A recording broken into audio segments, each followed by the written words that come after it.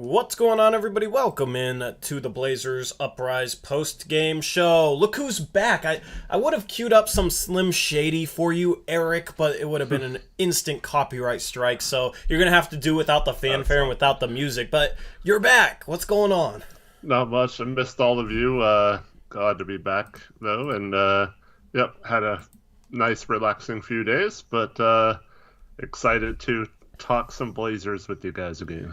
Yeah, you are ready for the stretch run of this season, the stretch run of this tankathon. The Blazers tank successfully tonight against the Houston Rockets. This was the first in two straight matchups against the Rockets, and I was worried going into the set of games. You know, the Rockets are a really bad team. I was legitimately worried that the Blazers would possibly win both these games at home. You're talking about a really bad Rockets team, and I figured, okay, they'd win one out of two games, but given how bad they played tonight, Eric, I think it's truly possible that the Blazers lose both these games against these Houston Rockets. This was an epic tank job. The final score of this game, the Rockets 125, the Blazers 106. They lose by 19 points. Yeah, I think the Rockets have a good team to make it hard not to tank against.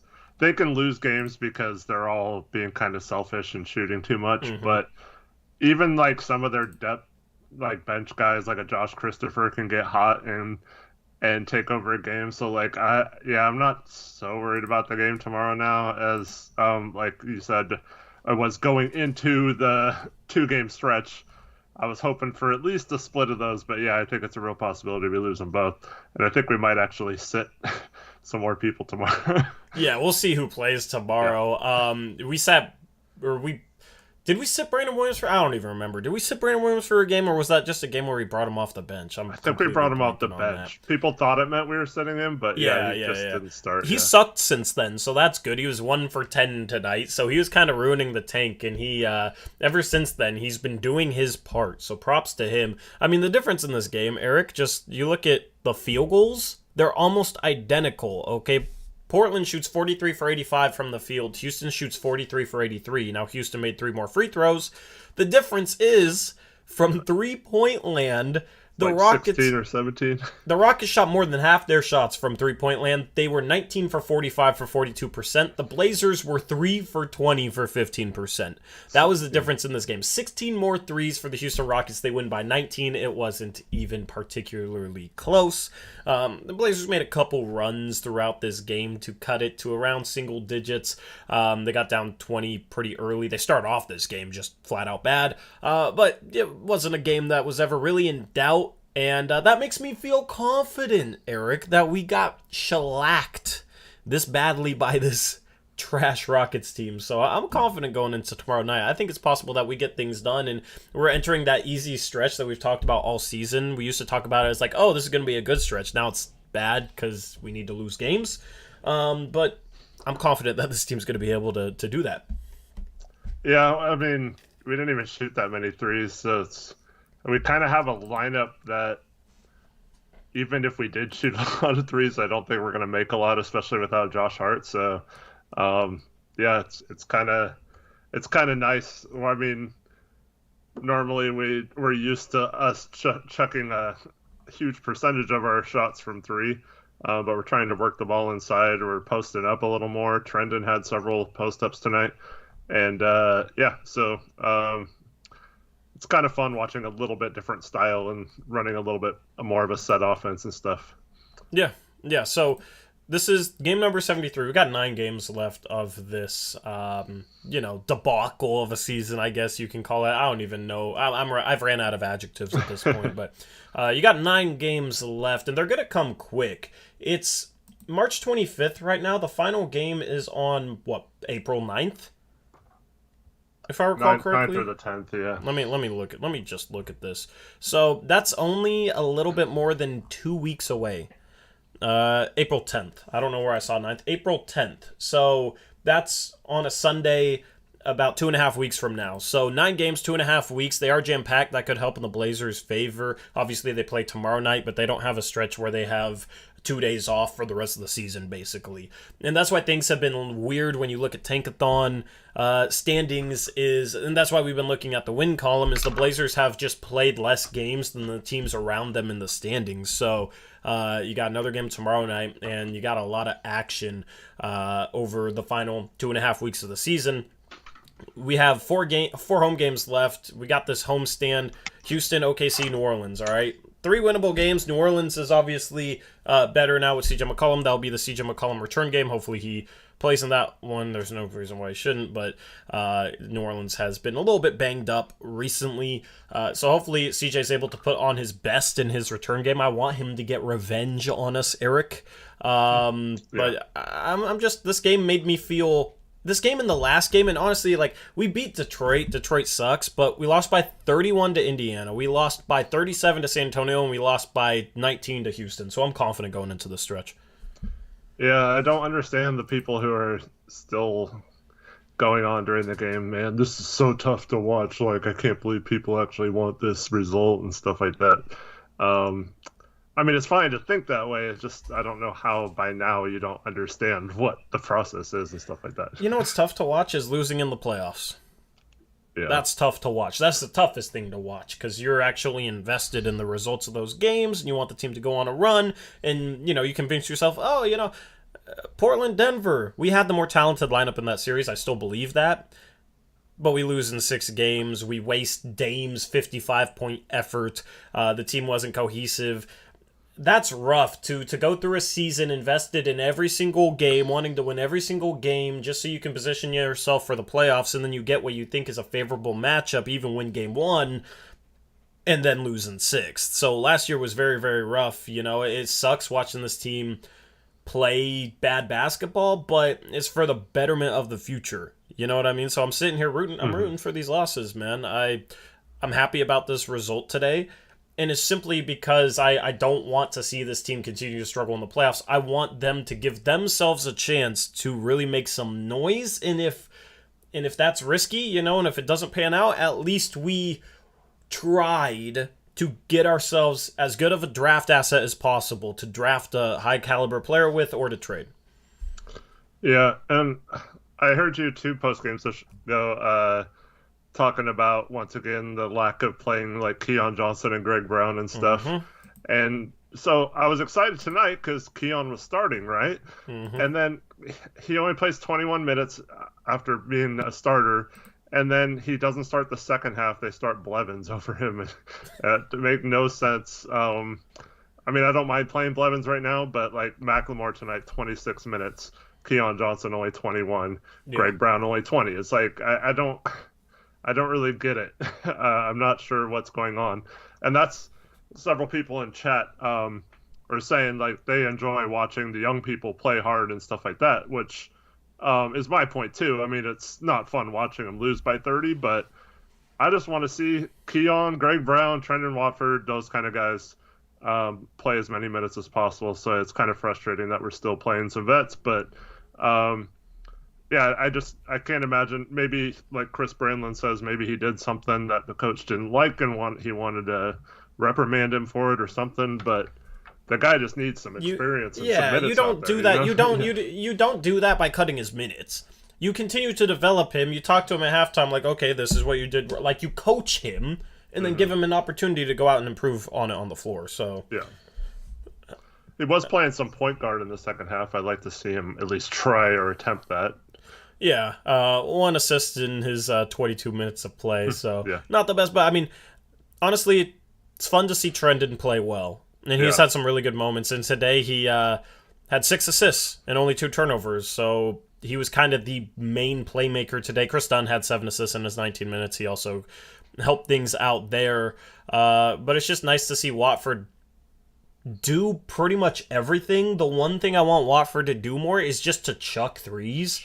Every time you're open, every time he's open, he should be shooting the ball, right? Just ultra green light. You don't want him shooting from half court or anything, but if you're open in the half court, don't just catch the ball and then look to the other side of the court to hand it off to a guard. Shoot the ball, because the only way he's going to have a chance at reaching his ceiling is if he gets comfortable behind the three-point line. And this is a perfect opportunity for him to find some sort of rhythm there. It doesn't matter if he goes 0 for 10.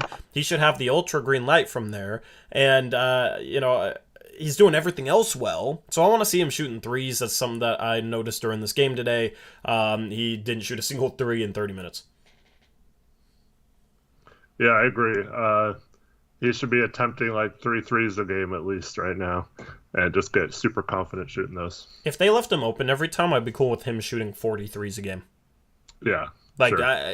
You know what I mean? Like, every time you're open, shoot the ball. Okay, and that's the thing. It's just, like, mentally condition him to just look to shoot every time he's open. Because that's the thing is, a guy like him who does things off the dribble, who passes well, it's going to be easier for him to do that if a defender's playing up on him. And the way you get defenders to play up on you is you are a threat behind the three-point arc. But even if you're not much of a threat, if you turn and face up and look to shoot, that'll draw them to you. Okay, if you just catch the ball with, sideways to the basket, turn, and then go and look for a handoff, guys aren't going to guard you seriously. Guys aren't going to take you seriously from behind the three-point line. So even just catching, turning, and looking, he should be doing that every time. So that's what I would be drilling into his head is you catch the ball, look and see if you're open from three. If you're open, shoot it.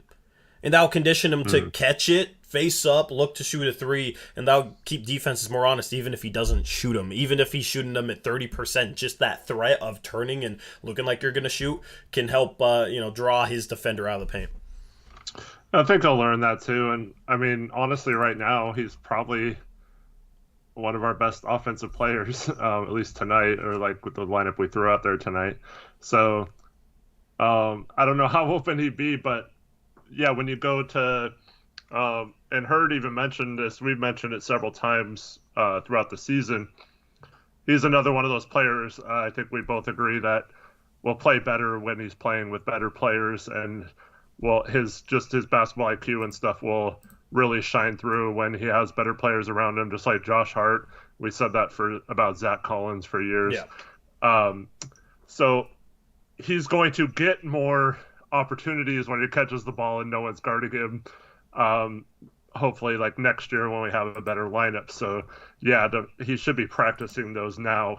And then when he's a little more open next year, that should be easier for him. But I do like how strong he's taken it to the basket. He's got that really nice fake pass move, and while keeping his footwork decent enough to where he doesn't travel. And that's really rare for a big man to have that skill. And I really like that out of him. So I don't mind him driving right now because he's really good at it. But yeah, he just needs to start shooting more from the outside. Because even if he gets like a mid-range game going too, he's got the floater. He can get to the rim. He's already shown those skills. But yeah, if he developed a mid-range and a three-point shot, I mean, we're talking about a guy who could eventually develop into like an average level starter. I think he has the skills to do that, let alone just being a rotation piece. Yeah, absolutely agree. So, the development of the last 9 games will help us lose, and it'll be better for the long run. I mean, it's a win-win situation. I don't understand how anybody can sit here saying we should be playing, Ben McLemore as much as we're playing him, or playing him even more at the expense of young guys who need the developmental minutes, just to try and win games that don't mean anything, that aren't going to result in any sort of positive long-term success. Okay? I want a championship for one of my teams. Okay?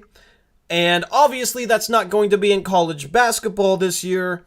Yeah, sorry, man. Yeah, it sucks, but, I mean, I've almost become resigned to the curse that, my teams aren't ever going to win a championship, right? But I want them to try. And I want the Portland Trailblazers to try. I don't want them to sit here and look at, and I've said this multiple years in the past, I don't want them to sit here and look at like, oh, well, our playoff streak.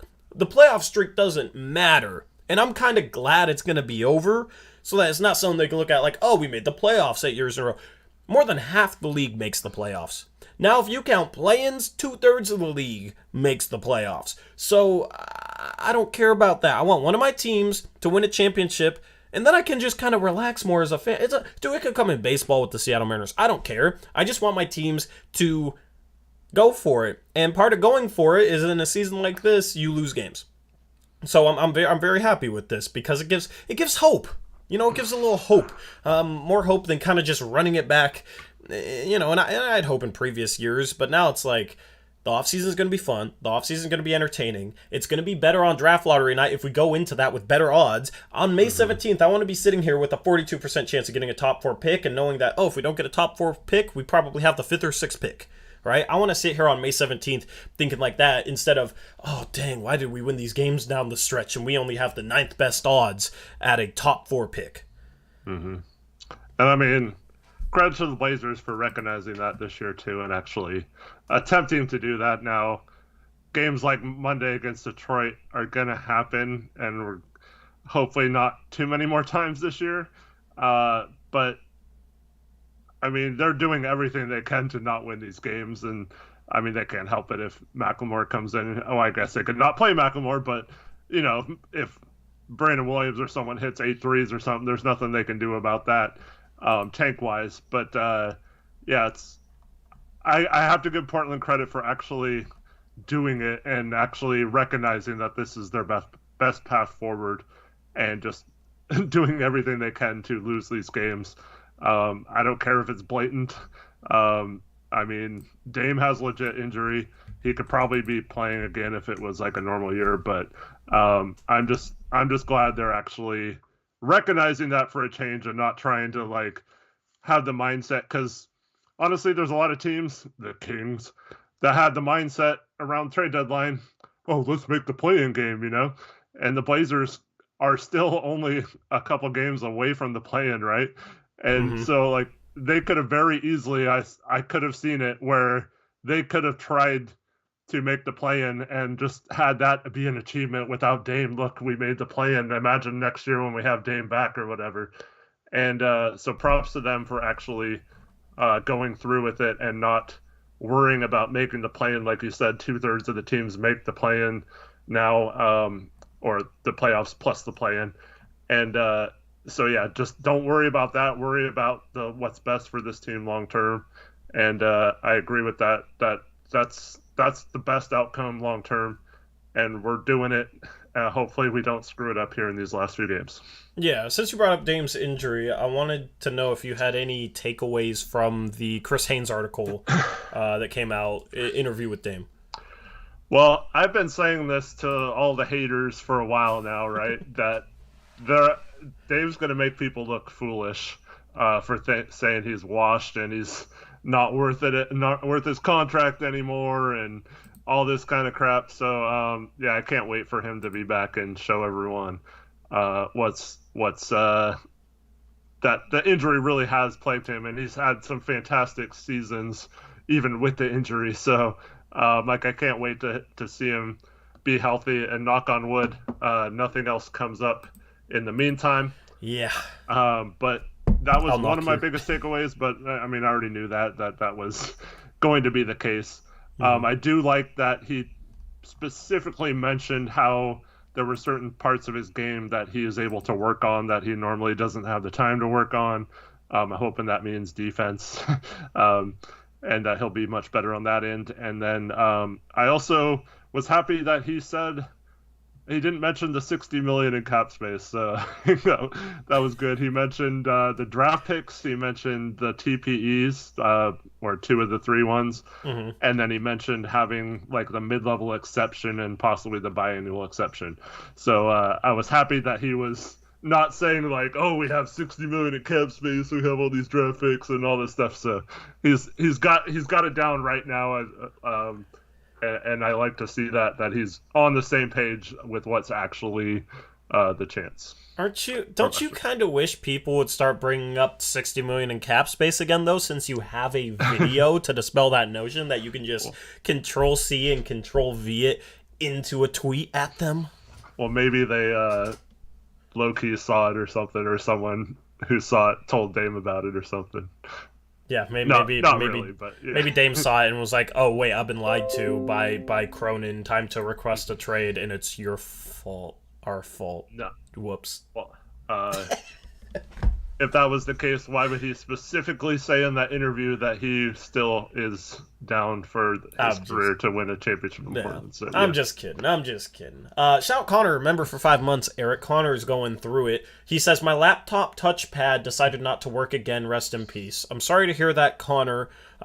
You should try connecting a mouse. Just get a mouse and connect it through the USB port. I think that is the play for you to fix that. That's the key, having a little USB mouse. Yep. Anyway, you want to look at Tankathon? Sure. I feel like it's about time we look at Tankathon. There wasn't really any games that pertained to us today. The Wizards played. Didn't the Wizards play? Did they win? Yeah, the Wizards and Knicks both won, which helps us.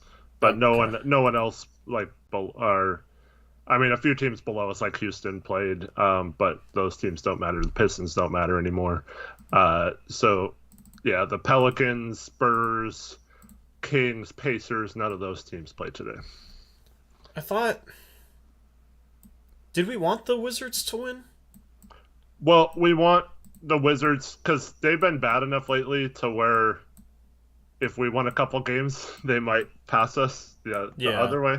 So... yeah, I don't think it matters that much, but I just wanted a little bit of clearance between us and the Knicks and Wizards, just in case. I mean, it still only matters about the teams lower than us, but I didn't want one of those teams to low-key, lose a few games and us win a game or two and pass the Knicks back up or the Wizards back up, Yeah, it's always very complicated with the Pelicans pick being there at 9. Let's take a look at this thing. I think... Well, I think where you're going with it is you want them to stay ahead of New Orleans or you want them to be worse than New Orleans? I don't think it would be a bad thing if they were, because, here's the thing.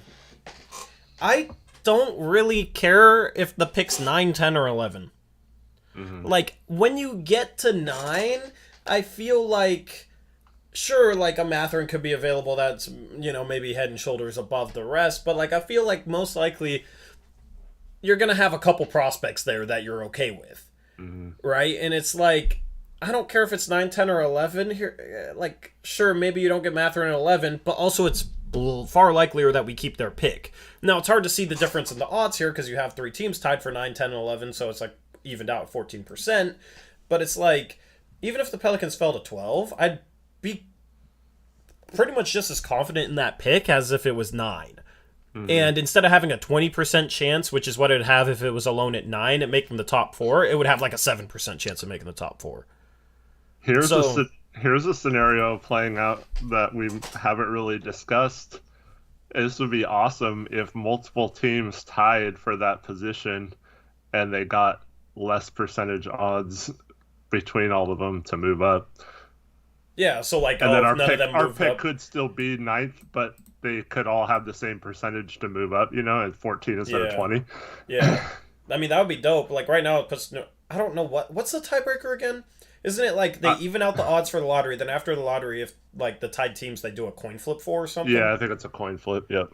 Yeah, so it could be a situation where, we could have the 9th pick if they don't move up, but instead of having a 20% chance to move up, right now in a 3-way tie at 9, they'd have a 14.7% chance. So, I mean, that just adds another layer to the complicated tank race. It would be simple if we just had our pick, Eric, and it was we just try and get as high as we can, lose as many games as we can. Hopefully we can catch Sacramento and Indiana.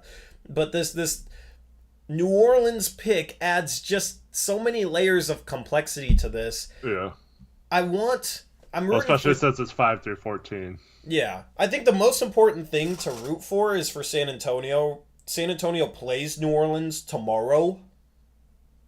So they are only 2 wins back of New Orleans. So if they can win and only be 1 game back, I mean, San Antonio would have a chance at catching New Orleans. Here's the thing you have to remember with San Antonio. They still have 2 games left against us. So it could be a double tank situation, Eric, where we're trying to lose for our own sake, but then we want San Antonio to beat us so that they can catch New Orleans and maybe be that 10th spot, be that team in the play-in. Yeah, or they could knock the Lakers out of play. I mean, yeah. Do you have more confidence in the Lakers or the Spurs beating the Pelicans in a play-in? Um, Honestly, I still have confidence in LeBron, and if AD is healthy, the Lakers beating them because I don't see how they can defend those two players. But yeah, I don't know something. San Antonio, I don't trust. They should be better than they are with some of the players they have and with how bad the West has been this year, and I just don't trust them. Here's what's crazy. Is after playing the Spurs, the Pelicans play the Lakers, okay? Then they play us, then they play the Lakers again. So... So if one of those two teams wins both of those games, they're 2 games clear of the other one or whatever. Yeah. Yeah, so... God, that's interesting, dude. Like... I'm starting to get a little bit of a headache just thinking about this 4-game stretch for the Pelicans, but obviously rooting for San Antonio to beat them there, and then rooting for the Lakers to beat them both times. And then, I mean, honestly, if we're going to win a game, maybe March 30th against the Pelicans would be the game I'd be okay with winning. And it could come to a situation, this is our second to last game of the year on the 7th versus New Orleans, and it could be a situation where we're kind of locked into our draft position, and maybe that's a game that we try and win if they're on the cusp of falling out of the play-in. But if the Pelicans beat the Lakers twice, it's a situation where the Pelicans are probably automatically in the play-in, and at that point, they pretty much have the, 9th seed locked up, most likely. So at that point, I just want to lose to them. Yeah. So that's interesting. Over the next 4 games or so for them, we'll get a much clearer picture of kind of where this Pelicans pick is going to end up in terms of standings. It's just I'm nervous for playing games, man, because the Clippers haven't looked too good lately. Let me look at their schedule. The Clippers have lost 5 in a row. I don't think you can trust the Clippers. Paul George could come back by then, but I'm worried that the Pelicans are going to play their way into the playoffs. Yeah, that's all. I mean, I guess it doesn't matter if we end up trading it anyway. But I mean, Paul. Well, I was just going back to the Jerami Grant rumor or whatever. I mean, if we're really going to trade it for Jerami Grant, the Pistons would be okay with getting a 2025 Milwaukee lightly protected first too. Then I guess it doesn't matter, Or if that saves us from making that trade. Yeah, would that? I don't know if that. Yeah, would that be a good thing though? Like that Bucks pick probably is going to be in the low 20s. I don't want. I mean, my dream is obviously OG Anunoby. Yeah. I just don't know if that's possible. So lots of layers of complexity to this, but let's just simulate it and see how things go. Starting off 14, Charlotte 13, Atlanta 12, New York 11. We keep the Pelicans pick. It is down at 11, but it's a 3-way tie, 9, 10, 11. So it'd be like some sort of coin flip tournament or something. What do they do for 3-team ties then? I think it's just like coin flip. Like it's a coin flip to determine between 2 teams, and then the loser coin flips the other team, and then I don't know, it's just like some complicated thing. You know what they should do? If it's lottery teams, you should have the delegates at the draft lottery right after the draft lottery play best 2 out of 3 rock paper scissors. Yeah, that'd be captivating television. Yeah. Yep. Anyway, 10 you got Washington. 9 the Lakers pick 2 New Orleans. That New Orleans wants to do well just so they can get that Lakers pick. Because they get it if it's top 10. At 8, you got San Antonio. Moment of truth. This is good news so far for the Blazers. No team has moved into the top 4. Let's see if the Blazers do. And they do. So Eric returns, and he brings back the good luck. We were on a good luck streak before you left, and it continues. Sacramento at 7. OKC at 6. And then Orlando at 5. Now going into the top 4. At 4, you got Houston. At 3, you got Detroit. Are we number 1? At 2, Portland. We're number 2. And at 1, you got Indiana. So 2 and 11. I'd be happy with 2. At this point, though, I mean, it's becoming a. Has your draft opinions at the top changed at all in the past week, Eric? Um, Not too much. Not too much. I still like all. I still like all the top three. Um, in this situation, I might strongly consider taking Baker at 2, but like I wouldn't be mad either way. Bankero's been shooting the lights out the past 9 games. He's shooting 44% from 3. Mm-hmm. And his playmaking is impressive. He's the worst defender out of these top 3, but he's the most dynamic offensive player out of the top 3. And it's just hard to figure out who Portland should go with, considering they need defensive help. I think that, honestly, if it was just offensive, I'd take Jabari and Paolo over Chet. If it was just defensive, I'd take Chet over both those two. Mm-hmm. So that's kind of the scenario is, what do you value if you're the Blazers? Because all 3 of these prospects are very even at a position of need at power forward. Yep, I don't think you can go wrong with either 3, but this is kind of what I was thinking about the 3 of them. I think Chet has the best chance of becoming the most or the best all-around player, right? Mm-hmm. When you factor in defense, like you mentioned, and he's very skilled offensively as well, so it's not like he's that much worse than the other 2 offensively. However, with Jabari and Paulo, I feel like both of them have NBA level skill sets on offense already. Not that Chet doesn't really, because he can shoot the 3, but I just like Jabari's mid-range jumper. He'll be able to get that off over anyone, and Paulo's ability to break down a defense from like the high post and get into the paint and score, or pass out to the corners for threes and or lob it up to the big man. Those kind of things, to me, from Jabari and Paulo all translate immediately to the NBA, whereas some of Chet's game outside of his 3-point shooting might take a little bit longer to develop in the NBA. So I kind of lean towards the things I know for sure are going to work out in the NBA. But like I said, Chet still has the better chance of being the best all-around of those 3, so I don't have a problem with going for that anyway. Well, here's the thing with Chet in the NBA is you're just going to have to get him moving off ball. Like, that's where he's going to be most effective, if he's moving off ball, you know? Like, and you can run some things that you run some guards for him. Like, Chet isn't a guy to break down his guy one-on-one off the dribble, right, and get into the paint that way like Paulo. But, like, if you set a screen for Chet and he has a straight line drive, he can do some damage with that. And he's good enough, you know, if he draws the extra defender to make the pass. So it's like, run him off some curls around the 3-point line going towards the rim, and then have a guy like Damian Lillard set the screen for him and pop. You know, like, you can run some inverted, intriguing stuff with him. If it's if it was a Terry Stotts offense, I wouldn't want Chet as much. And Chauncey's offense, I'm intrigued to see what sort of offensive wrinkles a good offensive coach could put into to make use of a guy like Chet. It's just not a situation where you kind of give him the ball and he's going to make something happen like Banchero. You just have to be a little bit more creative, but if you are, it can pay off. Yeah. So. Yep. It's so tough. Like, I can't remember a draft where the top 3 were this close. Yeah. Yeah. I mean, and Ivy struggled today. He looked kind of rough, but he has the chance to move into the top 3 still, I think. Mm-hmm. This is a question, okay? A question for you and a question for chat.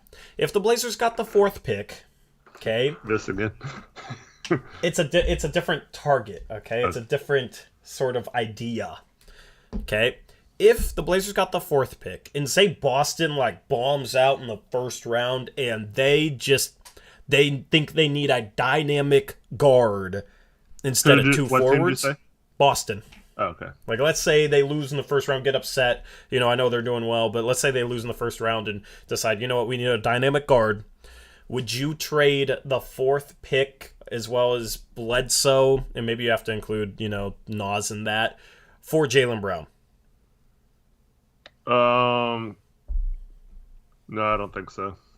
I don't think they're gonna. I think the thought of them trading Brown or Tatum is over too. But I Yeah. wouldn't rule it out if they bomb out in the first round. So, I'm not discussing Yeah. the realism of the hypothetical. I'm just discussing if that was Yeah. on the table for the Blazers, would you do it? I mean, obviously you got to consider it, but uh, yeah, I don't. I'm not. Jaylen Brown's fit with Ant and Nas or Ant and Simons is a little weird in my opinion. Yeah, but yeah, I don't know. Would you trade the fourth pick for OG? Not the fourth pick, no. Would you trade the fourth pick for Siakam? No, I don't think so either. I don't. Well, considering the other salaries we'd have to add in. Yeah, Likely. Bledsoe, and then the salary of the fourth pick. You draft him, sign him, then trade him. And then probably Nas, and I think that gets you there. Yeah. See, one of the other things I'm intrigued about is having whatever player we pick be on a rookie deal for 4 years, right? And so if we immediately trade the fourth pick for someone making, I guess Jaylen Brown makes in the mid-20s, but Siakam's going up to like 33 to 35 million or something next year. Yeah, so we're right back after we pay Ant. We're right back to fighting the luxury tax being deep that way and all that kind of stuff. Whereas it's kind of nice to have the flexibility that a good player on a lower contract, probably a more talented player or rookie that we ever had in the Dame era has been. So yeah, it's tough because like I understand the process, like I like that, but when it comes to like including Josh Hart and the fourth pick probably, and yeah, it's just tough to get there without including him. So this is my follow-up question. Okay. Instead of trading the fourth pick for those three guys, if say we got the fourth pick and it's Jaden Ivey, assuming it's Jaden Ivey, would you sign and trade Anthony Simons for any three of those guys?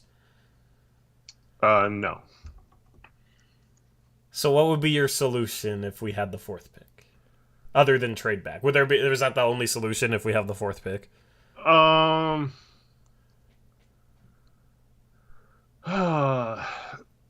asking tough questions in your return. I'm knocking off the rust for you.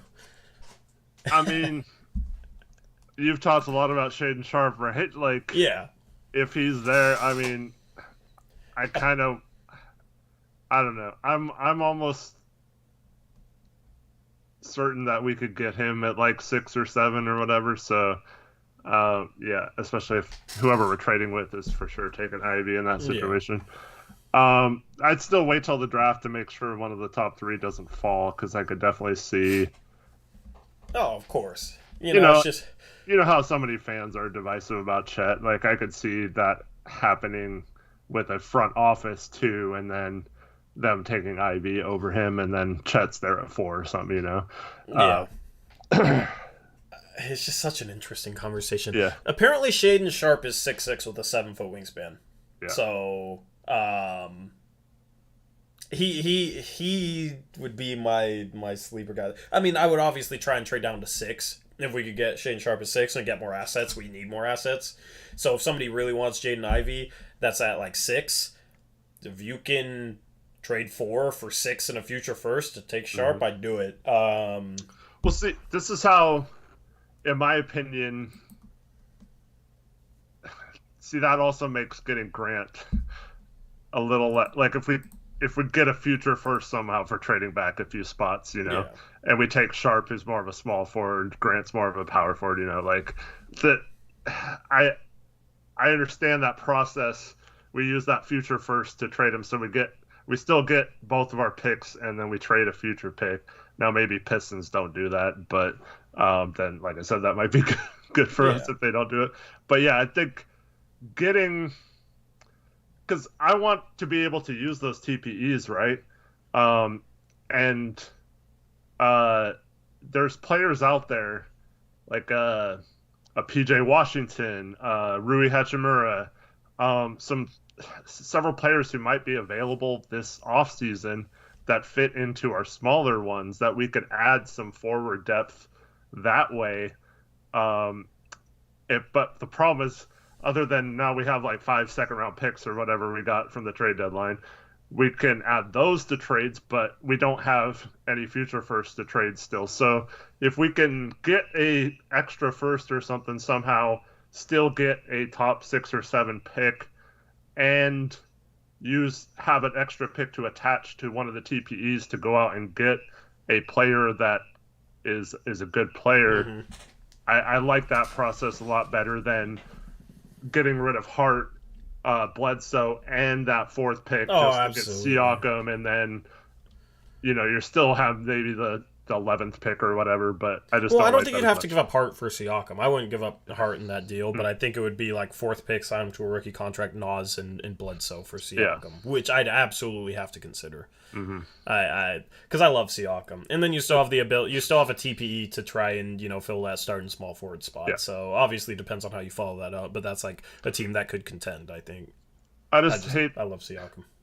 I hate the idea of like drafting someone and then having him just have to sit there for 30 days, missing all the summer league and all that kind of stuff. Yeah, but it's maybe bigger things at play than summer league. Right. I know. And that's the thing is you could probably reward the guy like, oh, well, we need your salary to trade, so we're going to give you the most we can give you based on the rookie scale. Like, congrats, get paid, get a bag, enjoy your summer. So, I wouldn't feel too bad about that. But if we ended up 4th, I wonder if there's a way, assuming both of them are available, obviously, I wonder if there was a way where we could, it would take multiple trades, but turn the 4th pick into OG and Jerami Grant, which I don't know if I'd be thrilled with, but it makes more sense than the 4th pick for OG or whatever. Like, I'm thinking 4th pick, trade it down for like the 7th pick into future first, then trade the future first and maybe Keon to Detroit for Grant, and then trade the 7th pick and Eric Bledsoe to Toronto for OG Anunoby, something like that. And then you got both those guys, and then you'd still have the Pelicans pick if it conveys to draft whoever. Yeah.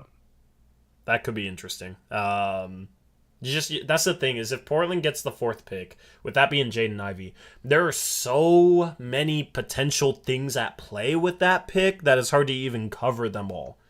And it's a position that me and you haven't been in terms of discussing like options, because we've always been like, okay, how do we get this guy? How do we get this guy? And then when it comes to like CJ trades, we started selling this year, which was a first for us. It was like, okay, there's like a couple teams out there interested in CJ. But it's like, if you have the 4th pick, that's basically where the draft starts. Mm-hmm. Because the top 3 are, it could start early if a team takes Jaden Ivey, and then the Blazers just sit at 4 and take whoever one of the 3 power forwards falls.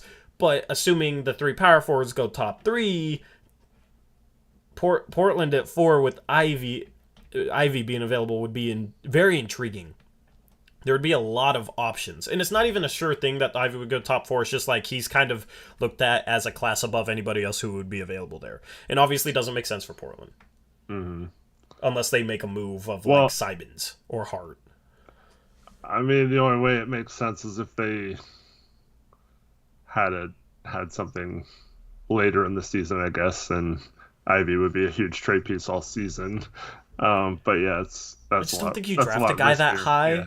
Draft a guy like that and then don't play him. But it's like, who are you not going to play? Or are you just going to go small? Like, I don't know. Yeah, I mean, you almost have to play Hart at small forward in that scenario to make it work. But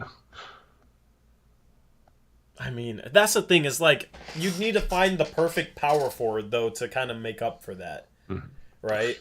So YYC says, don't you always take the best player? Yeah, but that's what we're saying. Like, we wouldn't stay at 4, I don't think, and then take like AJ Griffin, right? Like, yeah, and like I like Sharp, but I mean Sharp should be available at 6, maybe 7. So if you can trade down from 4 to 6 and still get Sharp and get another asset, you do it. Because Sharp makes more sense. He has more size than Jaden Ivey. If he's truly 6'6" with a 7-foot wingspan, that's comparable measurements to Nasir Little, who's 6'5" with a 7'1" wingspan.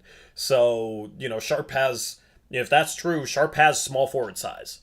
And defensively, he looks like a guy, he's probably not going to be a good defender maybe right away, but he looks like he has elite defensive potential. Obviously, that's potential, and potential is a loose word, right? But he looks like he has the athletic ability at least and the motor to be a good defensive player at some point in the NBA. So, in a guy like that, kind of.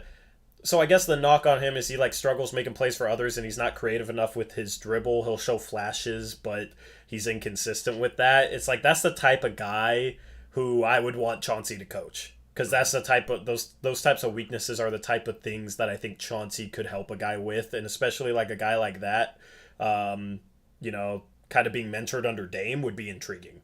It could completely not work out, but that would be kind of just the high upside pick. Mm-hmm. Yeah, my only problem is after sitting out a year, kind of going the Simons route in a different way. I just wonder how long it's going to take him to be ready to contribute, much like Simons. It took. I mean, he contributed starting in his second year, I guess. Yeah. Off the bench, and I'm not as worried about the timeline because like Dame even said in that article, he's got 3 or 4 more years of good basketball, prime basketball, and he's not going to age poorly. He laid out all the reasons why, but yeah, that's the only thing is I think some of those other guys are more ready to help us now if that's what we wanted, but yeah, still you go for the biggest upside player. It's just hard without having seen him play, so a lot's going to depend on his workouts and stuff if he declares. Yeah, I mean, but like in terms of top 10 picks, I think that there's a solid chance that he's the best perimeter defender off the bat out of the bunch. Now, obviously, I just have to base this on footage that people have broken down of his defense, but I mean, there's no like lockdown perimeter defender in the top 9 or so. Once you get to 10, you got like Tari Eason, you got Jeremy Sohan and whatnot, but like Mathurin is a solid defender. I think he could be a good defender. I just don't know if he's a lockdown guy. I don't know how you feel about that, but you got a lot of bigs. You don't really have like a small forward lockdown guy who also has the potential to be a good shooter next year. Because I don't trust Tari. Like, I like Tari. I just don't trust him to be a good shooter off the bat. And I don't trust Sharp either, to be honest with you. But it's like every really good perimeter defender or potentially lockdown defender that you have around the lottery, late lottery, they're all questionable in terms of shooting the ball. Yeah.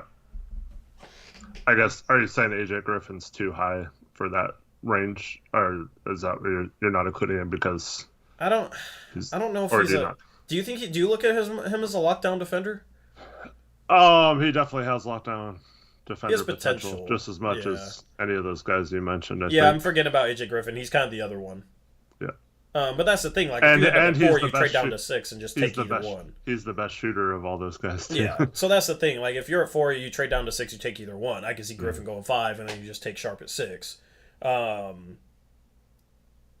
thing with Griffin is just like, if he was so much more athletic in high school than he was in college, then he dislocated his knee. Mm-hmm. If he can regain his athleticism, he could be the best player from this draft. Like, if he was as athletic as he was in high school, he would have a chance of going number 1. The problem is he isn't, so I don't know if he's gonna regain that. Yeah. Obviously, he's pretty damn good, even having less athleticism than he had in college because he shoots the lights out of the ball and can handle the ball and make plays. But I wonder if the injury helped that, because usually when you see super athletic guys, they're not as good as shooters as him at like his first year in college. So I wonder if that helped him kind of become a shooter versus having to rely on, athleticism and stuff like we see a lot of players do. Which a little. Which it would also scare me about Shaedon Sharp maybe is, I mean, I don't know. He could be a good shooter. It's just tough because he hasn't shown it anything other than the high school level. Yeah, I mean, his mechanics look good to me. He's just a little bit streaky, but like, apparently he's improved a lot in high school. So apparently he has a good work ethic. I mean, that's the thing. He's just an unknown. I just have a weird feeling, man. And honestly, like, I'll like certain guys in the draft almost kind of based off gut feelings. Mm-hmm. In a way, like, I'll look at footage with a guy and maybe prematurely come up with, an opinion on him, but I just have a weird feeling with Shaden Sharp. I don't know. I just feel like that guy's going to be good. And for me, it's who has the best chance of becoming a superstar at a position of need. That's kind of the way I look at it. Yeah. Trevin asked, who was that guy last year? The guy that I had a gut feeling on? Yeah. Probably Herb Jones. So, yeah. Herb Jones was probably my guy that I had a gut feeling on. I made a video of potential second round targets, and I had Herb Jones in that video, and I think I said in that video that he has a chance of being a top 10 player from the draft. And the year before it was Kyra Lewis. In the year before it was Kyra Lewis Jr. Yeah. Last year it was also Kai Jones. Okay, so that's who knows. So it's hit or miss, But Herb Jones is a guy. I'm hit or miss on it. Just like every other NBA GM, right? And then no GM's perfect, or else everybody would want him. So everything's gonna be hit or miss.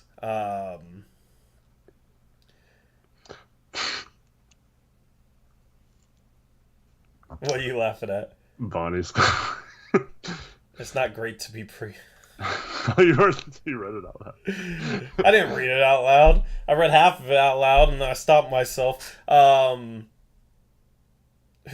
have you ever had a player who's like you've had a gut feeling about, and then you've been dead on? I'm sure you have. I mean, yeah. We can go all the way back to Kobe, I guess. We don't have to go that far, do we? You've nailed some. No, I'm saying I remember drafts in the '90s that I had feelings on players. It was the opposite for me with the one I always think about is Miles Simon, who was a star for Arizona, and everyone thought he was the next Michael Jordan or whatever, and I was like, he's going to be a bust, and sure enough, I mentioned also one of the last streams I was on, the Paul Pierce draft. He fell to 10th, and every time someone picked, I was like, you teams are dumb, and that turned out pretty good, but I don't know. I'd have to go through drafts. Yeah. I forget where we were with this conversation before I asked that, but fourth is interesting. It just opens up so many trade routes and whatnot. I don't want Jerami Grant, but if we really want him, I hope that we're able to get the best value in that trade. Mm-hmm. If it's a future first for Jerami Grant, I can live with that. I won't like it, but that's the thing. If a Jerami Grant trade happens, I'll be like, okay, well, I hope this trade happened because he was willing to accept his role and wanted to come here and is going to be, Denver Jerami Grant. Mm-hmm. A guy who plays better defensively and doesn't, get a ton of touches. Because, he's putting up nice stats on a bad team, but the way that Jerami Grant plays now only works for a bad team.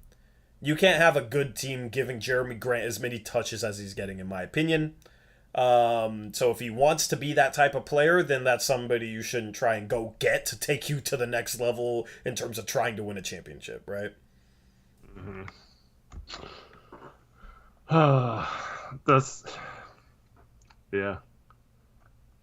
I would take any lottery pick right now over Jerami Grant. And here's the thing, people are like, oh, we should definitely, if we get the 10th pick, we should trade it for Jerami Grant, okay? Because look how he played in Denver. Here's the thing, Denver gave up a lottery-protected first-round pick for Jerami Grant.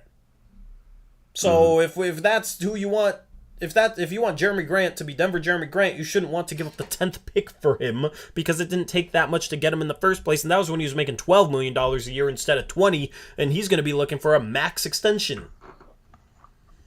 Yeah. So as far as Jerami Grant goes, I don't know about max extension, but you're looking at 25 million probably a year. I ain't paying Denver Jerami Grant $25 million a year. That goes back to my point from earlier, whereas you have a rookie like especially if let's say we got the 10th pick and traded him, the 10th Hmm. pick is only making like 3 million or so, I think. So um, you're you have a chance of that person being better than Jeremy Grant, and you're paying him like 20 million less per season. Like that doesn't make any sense to me why we do that. But Yeah. I mean, I know why we do that is because I mean, I'm pretty sure Dame wants him still. But to me, this situation screams like Norm Powell, Robert Covington, Yeah. those kind of things, right? Yep. So That everybody hates those trades, but they want Jeremy Grant. we're gonna trade for him. Oh, he was on Team USA. How could it be bad, right? Hmm. And so I think he's gonna because honestly, I mean, most of the people who say he's like a lockdown defender are wrong. He's not. Um, he's okay on that end, but he certainly has stretches where he is not.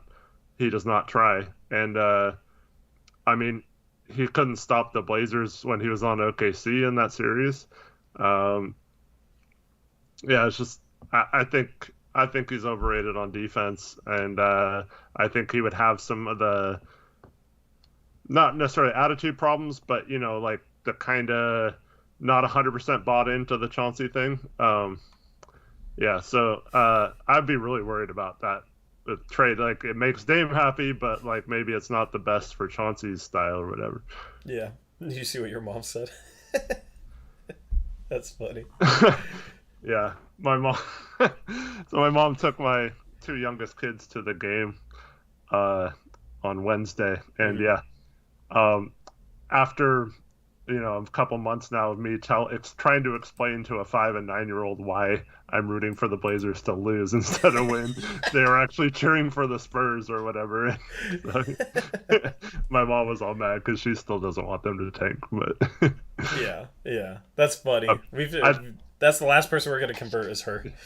I actually think Cora, my youngest daughter, who's 5, she I think she's at that age where she's starting to maybe root against whatever team I like. So maybe that was a little bit not necessarily having to do with tanking, but Yeah, but if you're rooting against the Blazers, she's gonna start rooting for the Blazers. So it's just, hmm and then next year it's gonna be confusing. yeah, But yeah, I don't want Jeremy Grant. I'm sitting here and like I'm excited for the offseason. It's just I don't really see. It's just hard to see a path where we have a chance of contending next year. If I'm being honest, even if we get a top 1 or 2 pick, hmm um, what's like the most viable path in your opinion to like actually being good enough to have a chance at contending? um, I mean, I still think it's just draft 2 players and hope one of them becomes at least a fringe all-star level player, whether that's in the top 3 or we don't get our pick to move up and it's 7 or whatever, and you hit on a Sharp or a Matherin or whatever, and they become that kind of player. Um, so, and I mean, if both of them become that level, then obviously you're set. But I still think that chance of one of those 2 guys panning out and being that type of player is, I mean, it's still a small percentage chance, but I still think it's a better chance than trading for Jeremy Grant and adding pieces in free agency or something with the mid-level Yeah, exception and hoping that those all fit together to be a perfect roster. But um, so yeah, still, I mean, obviously, if you can get one of the Toronto forwards, that helps a lot, but I don't know how feasible that is. So I think honestly our best chance is just hoping that one of our draft picks turns into a star, and that's the whole point of why you want two top 10 picks or 2 top 12 picks, right? yeah, Is you have 2 chances then to get that player, and I mean we've seen now going back several drafts that there are uh, players who become stars in pretty much every draft. Now, some have a lot more than others, but at least the last since 2017, there's pretty much been at least a handful of players who have not only been good players, but they've helped almost immediately on teams. Yeah. I think our most viable path, it's not going to surprise anybody, but I think our most viable path to contention is getting Chet Holmgren with our pick and then trading the Pelicans pick for OG. Mm-hmm. I think that's the most viable. Like, it might take Nas and Keon Johnson along with that Pelicans pick for OG, but I think that's the most viable path because I think that the starting lineup of Dame, Ant, OG, Chet, and Nurk would have a chance at being borderline top 5 defensively. And I think it would have a chance of being top 5 offensively for sure. Mm-hmm. So I think that's kind of the most viable pathway to a team that's like near elite on both sides of the floor. And obviously, like, I know every prospect has his question marks. I know Chet has question marks. But like OG is a great. I mean, he's having a weird year. He's having a little bit of a down year, but I still look at him as a guy who can be like a lockdown perimeter defender, like a terrific perimeter defender that you can put on guards, that you can put on a small forward, you can put him on power forward, you can put him on pretty much anybody. You know, obviously he's not going to shut down like Embiid or Jokic, but pretty much anybody else he can do a really good job on. And then if you have Chet and Nurkic protecting the rim, I don't think it matters that you have Dame and Ant defensively in the backcourt. Like, I think those 3 guys would make us a borderline top 5 defense.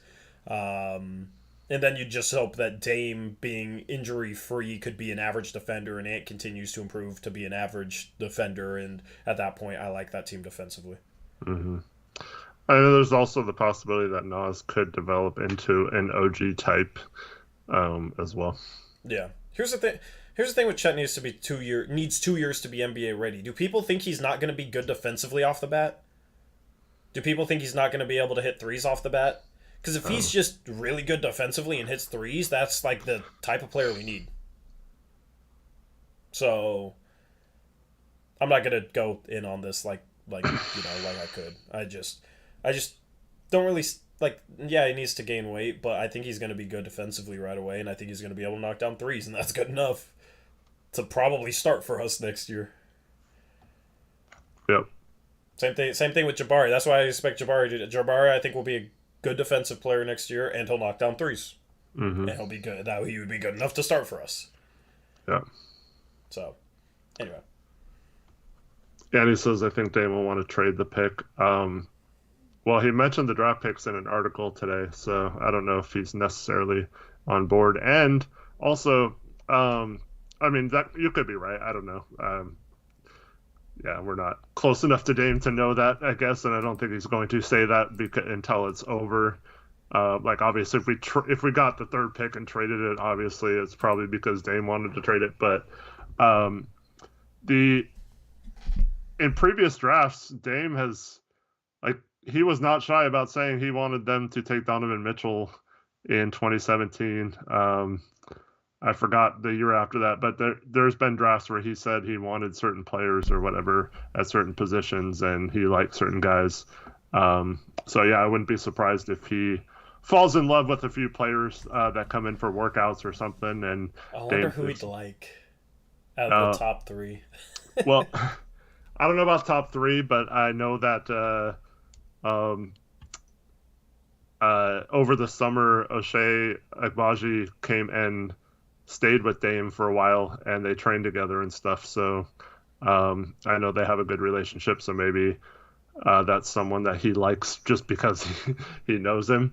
But I also saw some old tweets of Jabari Smith came up saying defending Dame as the best point guard in the game and a top 5 player and stuff. So the problem is Dame isn't the best point guard, so I have to question his. No, I'm just kidding. No, that was Jabari saying that about Dame. No, I know. Yeah, I'm just. Would you trade the 4th pick for Donovan Mitchell if you could? Asks AJ. I think we're talking about the same problem with just drafting Ivy, right? Yeah, it depends on what. At that point, you try and sign and trade Ant for something good. Like, if you could sign and trade Ant for, like, OG or I don't know. Like, Yeah. I don't think he's enough to get Jaylen Brown, but like if you could sign and trade Ant for Jaylen Brown and trade the 4th pick for Donovan Mitchell, like, would you be happy with that? Um. Because that's some serious star. Like, you got Dame, Donovan Mitchell, and Jaylen Brown. You bring back Nurk. Yeah, I don't know. I mean, that's intriguing, but I have a hard time saying no to that. Yeah. We'd be like a top 3 team we'd be looked at as like a top 3 team going into next year if we did that. Mm-hmm. In the West, at least top 3 in the West. That's a legit big 3. I don't know if Mitchell would be the best in terms of like playing with Dame. Antonio, we couldn't. Ant's a much better. Yeah. Yeah. Yeah, I mean, I don't know. I don't think Donovan Mitchell's going to be available. Gobert makes over 40 million. I don't know how we get there. I don't know how you'd match that. But like, we can't trade Nurk and a draft pick because Nurk's a free agent. So we'd have to sign and trade Nurk. At that point, we would have already made the draft selection. Mm-hmm. So that's not really feasible. I don't want Bradley Beal.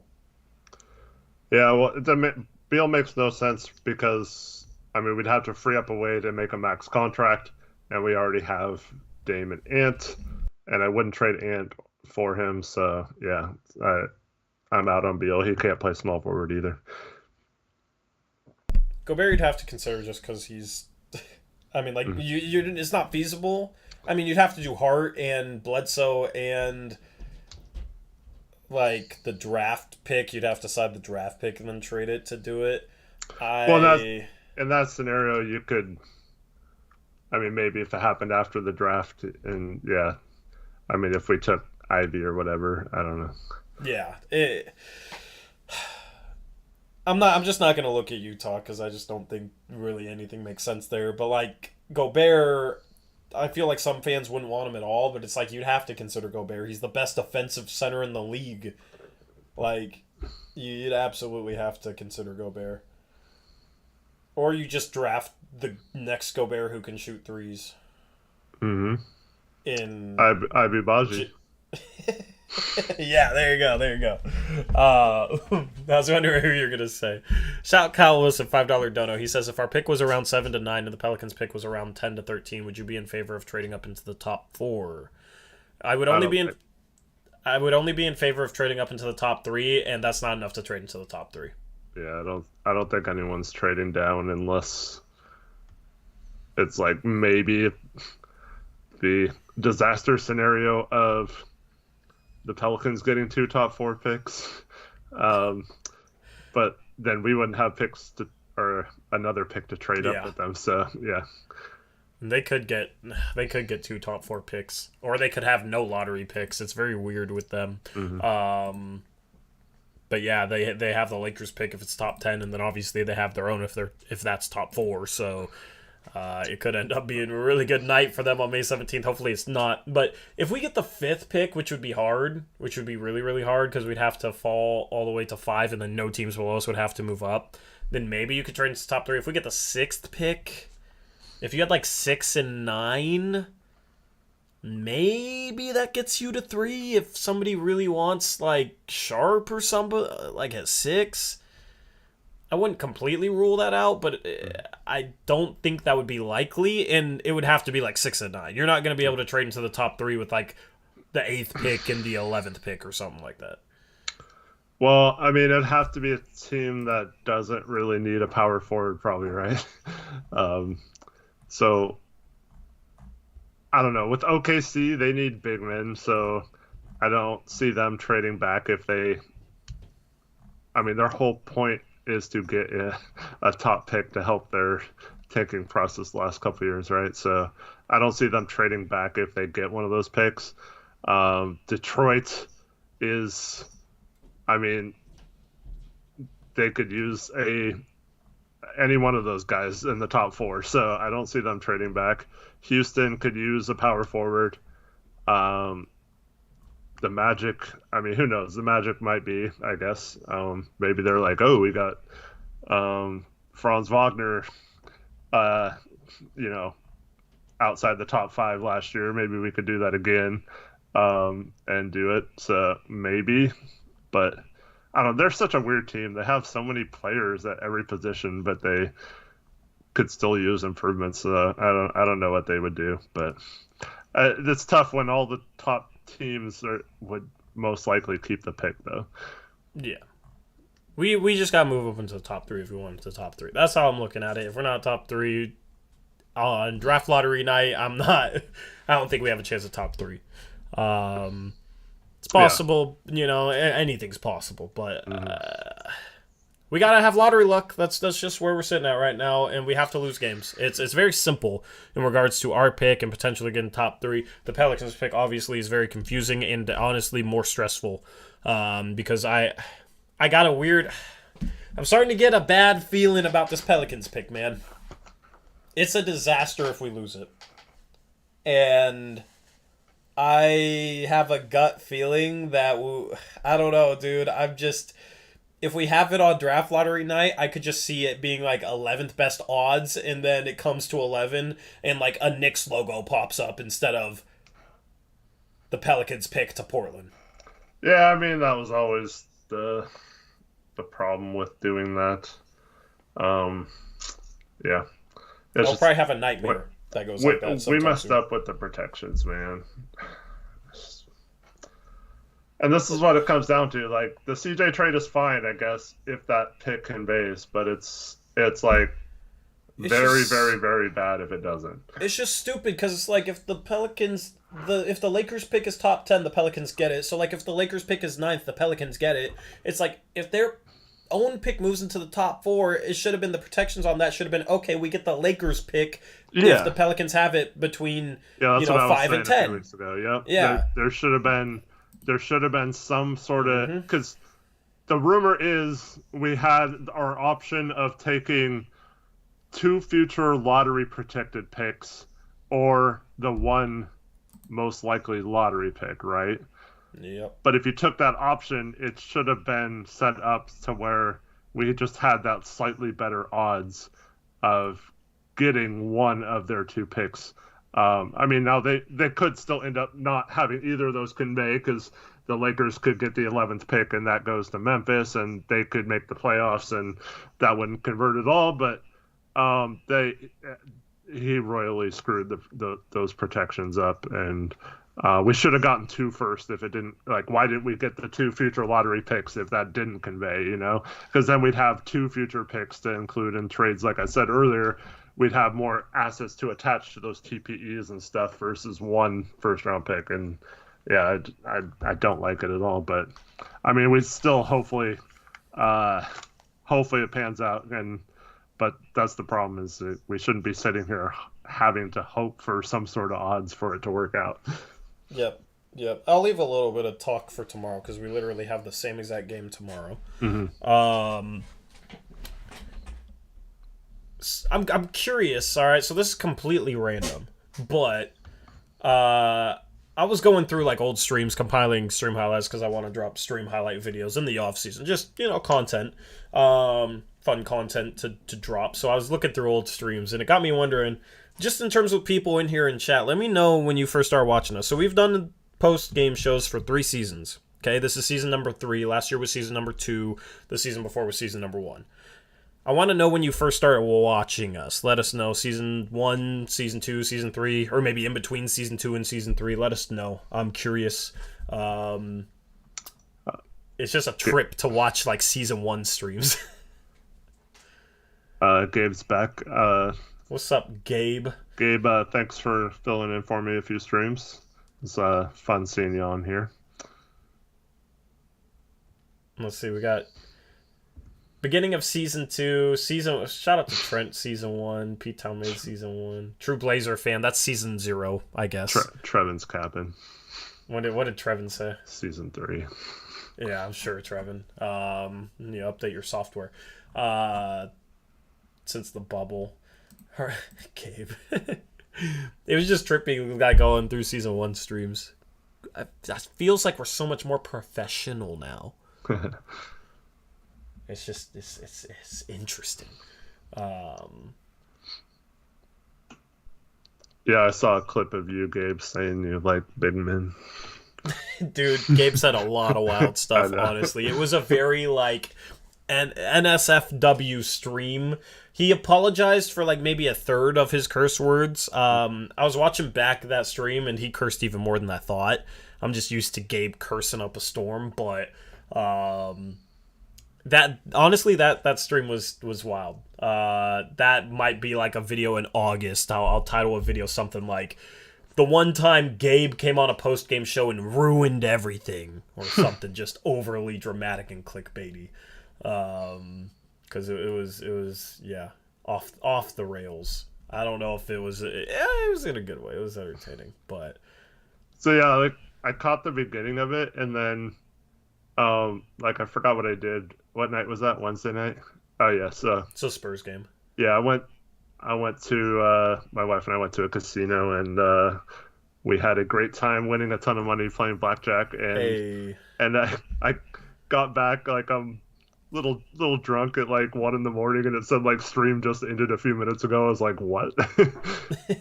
Yeah, I was watching it back. I like clicked on the 2-hour point, then it was like, oh, we gotta shut down the stream. And I would start talking like it was an outro, and it was legitimately like season 1 when I'd say I'm gonna end the stream like 2 hours in, and then it ends up being like over 3 hours. Mm-hmm. So they wanted to see my jump shot, so I showed some rec league footage. Yeah, me and Gabe were talking basketball, and I was trash talking him, and he was being too humble. I wanted him to trash talk me back, and it just ended up being awkward because he was being too nice.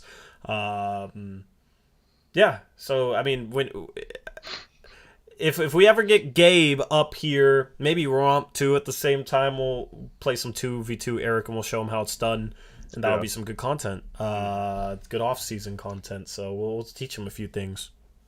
You can teach him post moves. I'll teach them passes. Thank you all, including Bryce and Gopal, for the nice compliments. Appreciate it. Yep.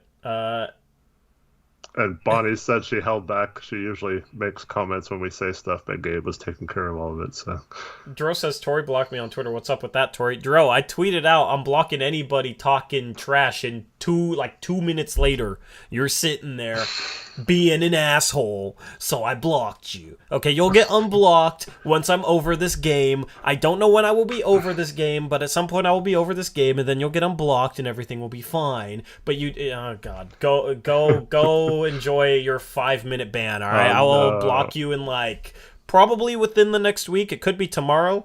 We will see.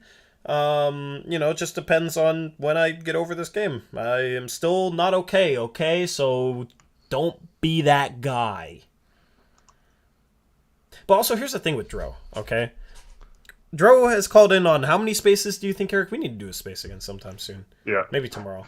Mm-hmm. How many spaces has Dro called in on?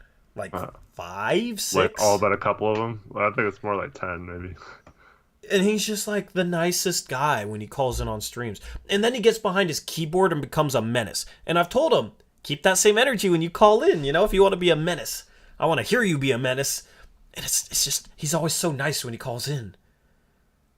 And then he's just a different person behind that keyboard. So, I just want a little bit more consistency from Dro. Anyway. We'll do it maybe a space tomorrow. Yeah, that'd be fun. Right. That'd be cool. I was rewatching the one where you were giving Zach crap for his fire alarm beeping in the background. So I hope he fixed that by now. Yeah, hopefully. That would drive me crazy. Yeah. So one thing that I need to figure out, I want to have a draft event, but I'm struggling on trying to figure out what type of venue and like the logistics of that would be. Have I even talked to you about that at all on stream or anything? For the draft? Yeah, like draft event where we would stream at the event or whatever. Yeah, you did talk to me about that. Because I'd want to have a like TV screen and then unmute it when Silver announces picks, and it'd come in through the stream, and we'd have people there like watching the ESPN or whatever. We'd unmute it for them too, obviously. But then like it'd be cool to have our stream audio go out to an audience, have food or whatever. I don't know. Like that would be something that would be really really dope. I just can't figure out what sort of venue would work for that. Mm-hmm. Well, it'll be in June, right? Maybe. Yeah, like late June. I just want to get ahead of it. Chuck E. Cheese. Maybe like a school auditorium or something. Yeah, see, like there's like a giant auditorium where I'm at, and that's the thing. We just sell tickets for it to cover the cost, basically. Probably could sell tickets on the website, $5-10, something like that. I think. I mean, I don't know for sure, but doesn't like Big Al's have a setup that's kind of conducive to that? Yeah, it said it was like semi-private, though. Oh, okay. So it might be hard to stream. Yeah, so I'd want it to be like a private area, and obviously like we'll have a space where we're streaming. We'll need like find one or two big guys to kind of sit at each end of the table. Nobody's running up on stream, but it's just like internet connection.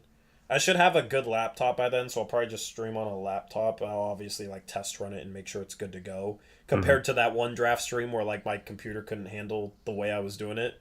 But also I was dumb back then, so I know what my computer like what to do now. I was just wondering. I'm just putting this out there because I feel like maybe somebody in chat will have a good venue idea. If you guys have like a good venue idea, reach out to us on Twitter and let one of us know. If you have anything that would like work for that. Preferably would be able to hook up my laptop to an Ethernet cable or something. It would just need like a stage with a TV in like a private area, basically, is just what it'd need. So in the Portland area, not getting a private jet with a bunch of people and flying across the country for anything, unfortunately. But 50 people in Tori's room. Yeah, no thank you. Have Chief in his security. Oh, yeah, speaking of Chiefin. What happened? So you know how much crap he talks? He's not watching right now, dang it. So he messages me yesterday. Yo, just letting you know, I'm back to hooping a little more consistently now. I was really hooping back-to-back like this since before COVID. Let me get my win back, and then we can start running ones. Wind back to run ones? Yes. Against you? Yeah. I said, bro, that's so lame. I'm not playing it all right now either. Because my rec league ended, and so I haven't played in like over a month. Yeah. I would understand that excuse if he didn't talk so much trash. Right. Yeah, like, why are you talking all this crap? And then all of a sudden you're like, oh, wait, I can't play right now. I haven't practiced enough. Like, stop talking then, right? Yeah. Yeah. See, I'll sit here and say I need to get my cardio up a little bit, but I don't know, man. Dude's flexing like he's ready to go. Yeah. So he said that, he said he hasn't played much at all lately. I'm like, well, like, you're acting like I play all the time. Like, what? Like, it's not like gyms are open right now, or like the places I used to play, like those haven't like gotten back up again. So yeah, it's. So he said that I asked him at times when he's trying to chill. He says Sundays are one of his only days off, and I've asked the last couple days on a Sunday. So like, is he supposed to play on his not day off? Well, why doesn't he ask you? Right, yeah, exactly. It's like he talks so much trash about how he's gonna beat both of us, how he's gonna run us, right? But then he doesn't actually try and set it up, and then he's talking about, oh, well, I need some time to get my win back. It's like, dude, why are you talking about how you're gonna run us if you don't have the win to run, apparently? Yeah, exactly. So, anyway. Oh, and then he said, I said it.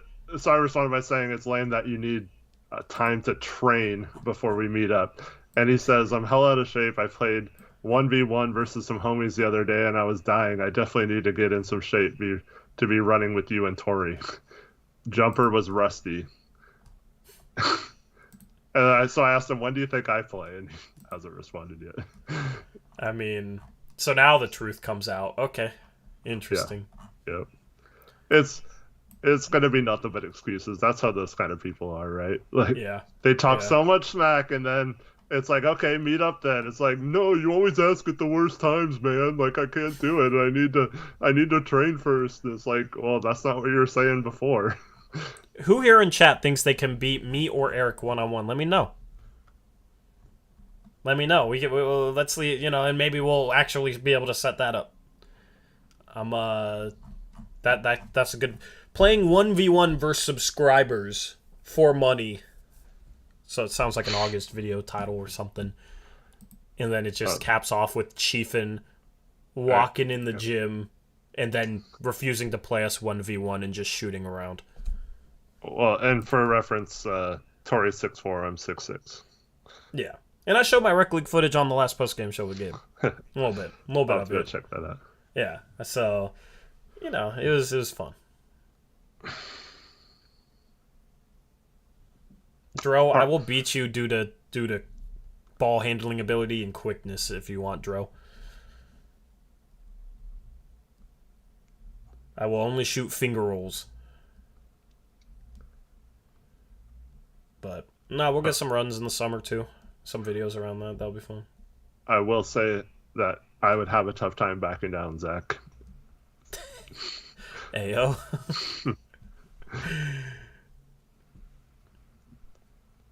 Anyway. Oh, hardcore Blazer fan is 5'6", but he's going to dunk on me, so that'll be fun to watch. Yeah, you're going to pick him up. Yeah. He's going to jump. You're just going to pick him up. Be like Dirty Dancing. He's going to lift up into my arms. Get that reference. Never mind. Yeah. Dude, why is my chat lagging behind? Anyway, anything else basketball-wise you even want to talk about or touch upon, man? I think we kind of milk things for as much as we can with another game tomorrow night. I don't know. Did you guys want my opinion on anything I missed in the last few days? Yeah, feel free to ask. Other than the Jerami Grant thing. I thought there was some other thing that happened, but... Drew Eubanks another 10-day. Oh, yeah. That was weird. I took your word for it. That was only 3, man. No, man. I specifically asked some people who are very locked into the CBA to confirm, and I was told by multiple people that it was still, or it had changed from 2 to 3 because of COVID this year. And then, but just like the extensions that Dirk in the phone. Just a second on that. But, so the time, like they said they reduced the timing of the extension. So like Marcus Smart was actually tradable right before the trade deadline when he shouldn't have been. But like, I kept asking like, well, what is the new rule? Like, is it 45 days or what? Because it was like a weird amount of days that didn't make sense. And it seemed like random for some people, but not for others. So yeah, like I didn't understand. I think the NBA is just like making it up as they go this year. So it's really hard to know. Like, oh, sure, to sign another 10-day contract, we don't care, Yeah, Cronin probably called the league and was like, can I sign him to another one? Sure. Just have to ask for permission. Thank you for asking, Crony. Mm-hmm. So, yeah, the Nurk thing. Man, I have kind of two contradicting thoughts.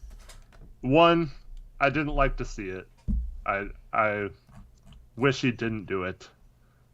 But at the same time, I mean, people like that deserve to have bad things happen to them if they're going to sit there and make fun of or say his dead grandma's a bitch or whatever. Like, I have no problem with him confronting that, but he should probably pull a LeBron and just kick those guys out, like that kind of thing, and have their season tickets removed or something, or prevent them getting banned from the arena.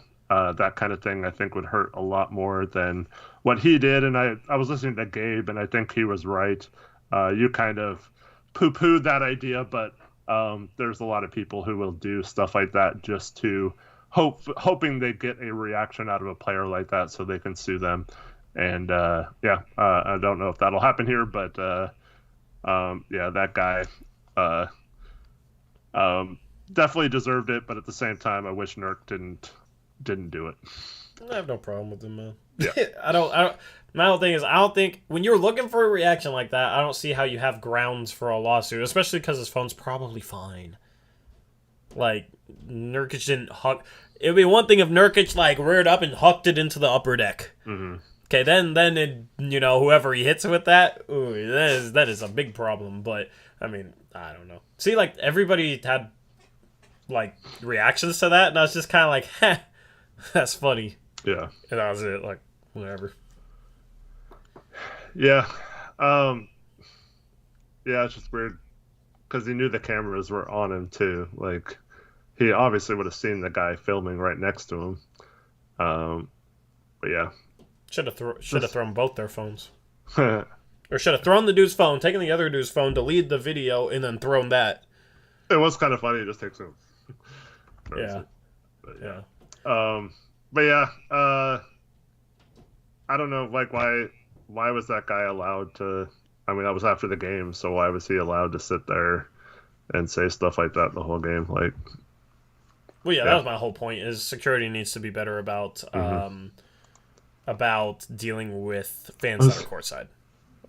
Who's that guy? The Blazers security guard. You always see him like walking with the players. He should have done something. Yeah. I mean, NBA has a problem with that right now, so it's just like every NBA arena needs to have security courtside listening out for that type of stuff, and they need to hold that stuff accountable so that you don't have incidents like that. So that's the thing. I view it as like the fault of the arena as much as anyone for even letting it get to that point. Because it was after the game, the fans still there, right? Yeah. So, I mean, it's the same thing that happens on Twitter, right? Like, people making fun of Cat for his mom dying and stuff. It's like, those kind of people are despicable, man, and they don't deserve to be sitting courtside or be even able to attend games or anything to do with the team or in the arena or whatever. So I don't understand why, if you're making fun of someone's dead grandma or whatever, how that's not an immediate ban from the arena.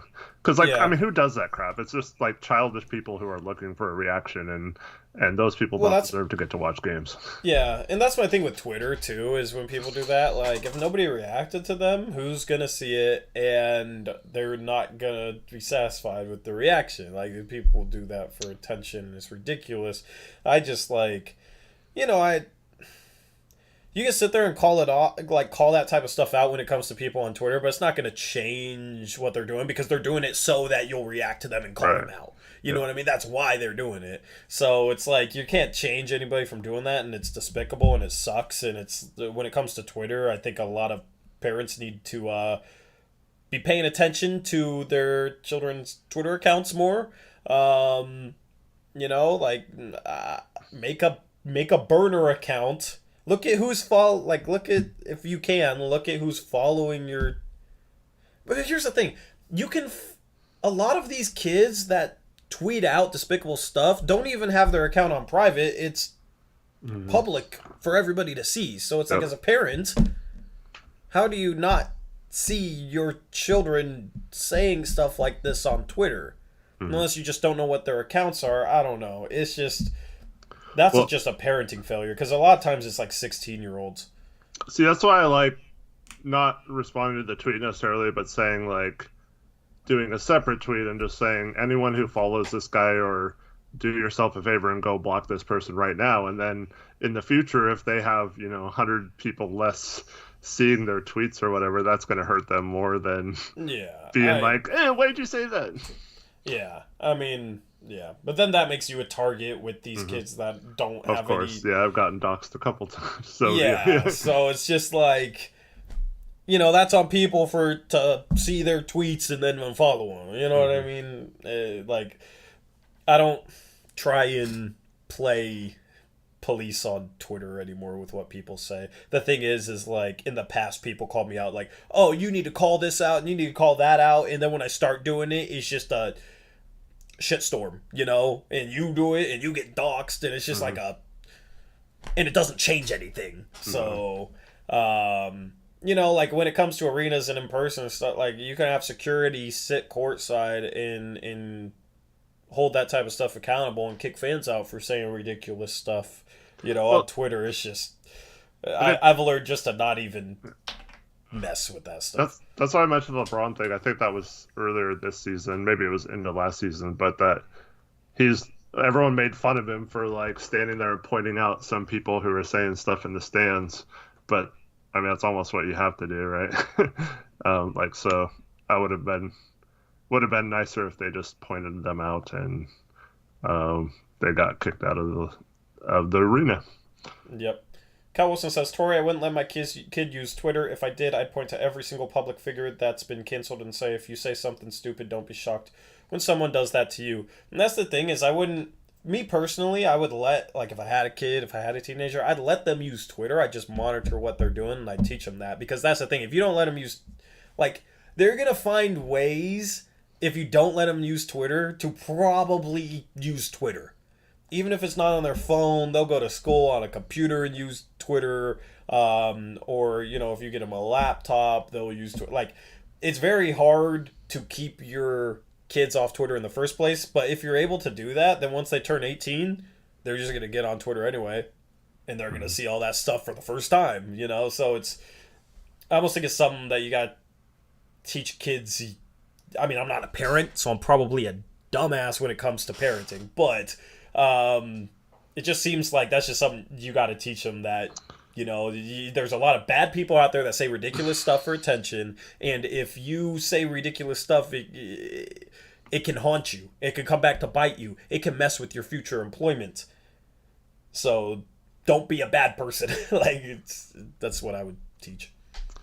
Yeah, I agree with that. That's the tough thing about like social media and stuff, is if your kids really want to find a way to do it, they're going to go to a friend's house, or they're going to have it hidden on their phone or something. Like, there's ways to do it, and there's nothing you can do about it. So I agree, it's teaching them to be just good, decent humans, and then, I mean, I would hope none of my children would go on to Twitter and wish death upon someone, or be happy that someone's mom died of COVID or something like that, and just that I raised them better to like, as Annie says, raise your kids to have better judgment than that. So that's where it is just hopefully that happens. But yeah, if they're going to go on and do it, I don't think there's anything you can do to stop them from doing it. But yeah, it's tough. It just starts before that, honestly. But yeah, I mean, that's the thing. Kids get to that age and they want attention and will seek out attention, even if it's saying ridiculous stuff. But I don't even think it's that anybody's happy about what happened to Kat. I think it's just they know that it's a messed up thing to say, so they'll say it to get a reaction. Yeah. It just comes down to kids. They want their internet attention now more than ever. Back in the day, I don't really remember. Like, back in the day when I was in high school, Twitter was a far better place than it is now. So, well, then if you have girls and stuff too, it's yeah. I got pretty lucky with my oldest that didn't have a lot of problems there, but yeah. Yeah. Good luck in 10 years. So, that's why I'll just tell the story, I guess. So my daughter, who's a freshman in college, has a serious boyfriend for the first time ever. Did you beat his ass? No, but she wanted to go to his hometown to hang out with him and have some fun during spring break. Yeah. And she was going to drive there alone. So my wife and I gave her the option of us driving down there, and like she could come with us, and then she wouldn't have to make that drive by herself, especially with gas prices right now and being unsafe and having to drive that long for that amount of time. And then so like we got a hotel room and all that kind of stuff, and we told her she could either hang out with us as much or as little as she wanted to if he was busy at certain times or whatever. So yeah, she hung out with us part of the time and with him part of the time, and it worked out pretty well. But we did go out to dinner with him, and I met him for the first time, which went pretty well. Does he know you're a YouTuber? Yeah, he does. I wonder what he thinks about that. I don't know. I wonder if that makes you the cool dad, or I mean, you talk about sports, you know. If you talked about, like, I don't know, what's something lame to talk about on Twitter. If you did, like, the food eating stuff into the mic, you know, then you'd be, that'd be bad. But you talk about sports, so I think that's cool. Yeah, I don't know. Like, I don't think he's, like, super into sports or anything, but it's he seemed pretty nice. I think with my daughter growing up, that went a lot differently than I thought it would be, or was scared of it going. Yeah. It was kind of I don't know. It wasn't a bad thing. It was a good thing seeing my daughter happy and with someone for the first time, and and that was a good parenting move. That was a good parenting move. I don't know anything about parenting, but you know, I think that's a good parenting move. Yeah, so I feel like a lot of parenting just comes down to being logical over emotional. Zach, that would be cool to be a Lego builder. Yeah, why are you hating on Lego builders, Zach? Zach doesn't like Miles Turner, man. Okay. Have you seen Miles Turner has, like, insane Lego builds? Like, that's his thing. I saw him, he built, what was it, like the Titanic or something the other day? It's like, yeah. But anyway, we'll be live again tomorrow. We're at our 4 or 5 minutes. Mm-hmm. So we'll be live again tomorrow with another post-game stream. Same time, same game, same team. Hopefully same result. We'll talk a little bit more about the team and whatever you guys want to. We're kind of wrapping up the season. Before we end off the stream, though, make sure to subscribe to our second channel. I know I plug it all the time, but we have 6,000 subs over here. We don't even have 2,000 subs over there. We're somewhat close, but that's where our live streams are going to be during the offseason, is on Blazers Uprise Live, because obviously we're not going to have post-game shows. The only live streams during the offseason that will be on this main channel is going to be the draft lottery. We'll probably do the mock off-season draft on the main channel. We'll do the NBA draft, and then we'll do free agency. Those are the only 4 streams right now that I have planned for this main channel. But on the second channel, we're going to be streaming Mondays, Thursdays at 9:30 p.m. Pacific time in the off-season. So we're still going to be live streaming twice a week over there on that second channel. So if you haven't subscribed to that second channel, make sure you subscribe to that second channel. Did I miss a stream that we're going to have on the main channel in the off-season? I don't think so. There you go. If there's any big trades and stuff, we'll have one. Yeah. If there's a big trade, obviously, that's kind of like emergency stream. Like, that's not planned right now. We got 4 planned. So, if we do like summer league, we might do like a summer league watch stream, or like maybe a stream after a summer league thing. Normally, we don't plan on doing anything in terms of summer league, but we might do a couple streams around summer league. But those will be over on the second channel as well, Blazers Uprise Live. So go subscribe to that. I'm looking forward to the mock off season just because I brought it up. Adam says this chat is a little more serious than the pickup tips with Gabe. Oh, yeah. In the off season, maybe we'll need to have Gabe on as a third guest, just to Gabe's just a wild card, and you never know what he's gonna say, but it's probably gonna end up being entertaining. But also, there was a couple things that he said on that stream where I was like, oh no, you need to stop talking right now. So it was something else. The market's too flooded with it, but I could have like a Pokemon card opening channel. Oh yeah, is that what you'd do? Oh, that's funny. Some of those guys became really popular. Yeah. especially during the pandemic. Yeah. Yeah. Anyway, we'll be live. Alex R says we should have a parenting stream channel with call-in line. Give parenting Parenting. advice Yeah. from the. It'd be kind of cool to have you and me, because like you could be like this hypothetical what I would do, and then I could say like realistically this is what would happen Like, in that no, you're a situation. dumbass. You Yeah. shouldn't have kids. Or that's a good idea. Yeah. Oh man. I mean, in the off season, we'll just talk about whatever, you know. These streams have been more disjointed in the off season, like it's kind of the way it is, you know. I enjoy, and that's the thing when I was watching back old streams from like season one, is there's a lot of times where things were just disjointed. I don't know. It was weird because I was watching back those streams thinking like I've changed a lot in 2 years. Mm-hmm. I don't know if you feel the same way, but like I feel like I've changed so much in 2 years.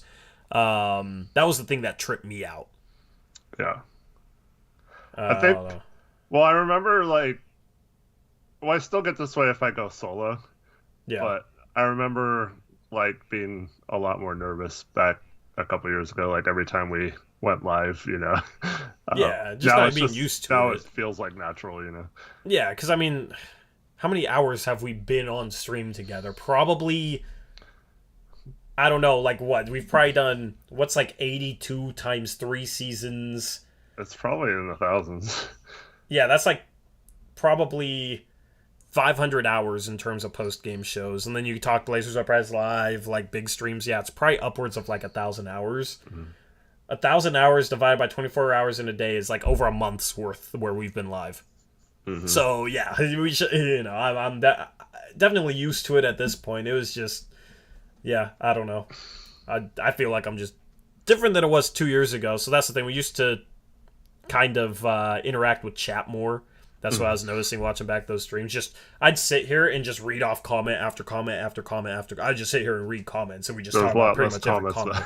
Yeah, there was just less comments, less people watching. So, you know, we'll do some of that in the off season. Just kind of hang out with you guys. You know, get back to having a community feel, because it just got to a point where it's just like we're just talking about basketball and like barely reading comments. So, you know, in the off season it'll be chill, it'll be relaxed. We'll have the mock off season. That'll be fun. I'm really looking forward to that. We need to set like a start date for that. Did you want to do it before or after the lottery? I In kind terms of of the picking teams. I kind of liked how last year it was like that was the day before we picked or whatever, and then although it kind of led to some possible tampering, I guess, but yeah.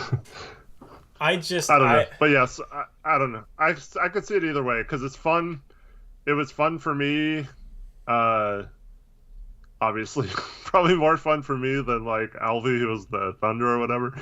Yeah. But like watching the lottery with both my team in mind, and I mean, obviously the Blazers weren't in the draft lottery last year, so but this year it might be kind of crazy with. Thinking about the mock-off season and how important that is for the Blazers franchise, so maybe we should just do it afterwards. Mm-hmm. That's where I was leaning, just because like the lottery last year didn't mean anything for Portland. This year it means everything. So I was just thinking I would say we do it the day after the lottery. Yeah. It's a Tuesday, right? Yeah, the lottery's on a Tuesday, so like Wednesday we could do it like Wednesday night if that works for people. But or we could just do like Blazers Uprise Live on Thursday. That Thursday. See, I wanted team selection. See, I just figured that Thursday, like we'd be talking about our draft picks and the lottery and stuff. Yeah. You know what I mean? Obviously, we'll do that on the lottery live stream, but that's like more time to kind of digest things and actually talk about that. So I think I'd do it just a separate stream on Wednesday. I think that makes the most sense. Yeah.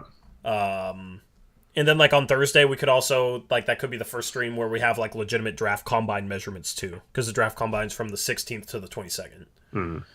So it just sucks because like right after the season ended last year it was like straight into the mock off season, and this year it's gonna be, if we do it the team selection show the day after the lottery, it's gonna be over a month. Well, we could, yeah. But the off season isn't as condensed, so we have more time. But Yeah. I was the only other option would be to do it like we did it 2 years ago and have just do our own draft lottery. Yeah. Or do I wish it was easy to do them, because I'd say have 2 mock off seasons, but it's not easy to do them. And yeah, because that's the thing, is I already think a lot of people are going to be bringing back, so there's not really many open spots for anyone in that, unfortunately. So like I know a lot of people would want to join that, so that's what kind of sucks about it. So that's something we'll have to figure out. Because like Kyle Pearson, how does one get into the mock off season? Dro, I want to join. How do I join? We could maybe have people double up, but I don't know how we'd run that. Like have 2 people for each team. yeah. Well, I mean, honestly, every year we've had people either drop out or like are so inactive that they don't. So, I mean, it'd probably be pretty rare that all 30 people are able to do it. Something always comes up with an emergency, or people don't realize how we've weeded those people out though. Yeah, but there's always someone. Yeah, I'm just like, look, yeah. I mean, but we're bigger now. I feel like, yeah. I don't know. It would be cool to like let people kind of double up, or like 2 people for a team, where like one person kind of runs it and then one person is like ownership or something. I don't know. Who did the best last year? Who did the best last year, Eric? Who would you say? We never did grades on them. This year I'll probably do like 2 videos grading like Western Conference teams and grading Eastern Conference teams. I don't even remember. I remember Jackson doing pretty well. Jackson did well. I think I did well as Portland. We had a lineup of Dame, Norm, Rocco, Siakam, Nurkic going into the season. I got Siakam for CJ and like 2 firsts, I think. It might have been 3 firsts. I don't remember.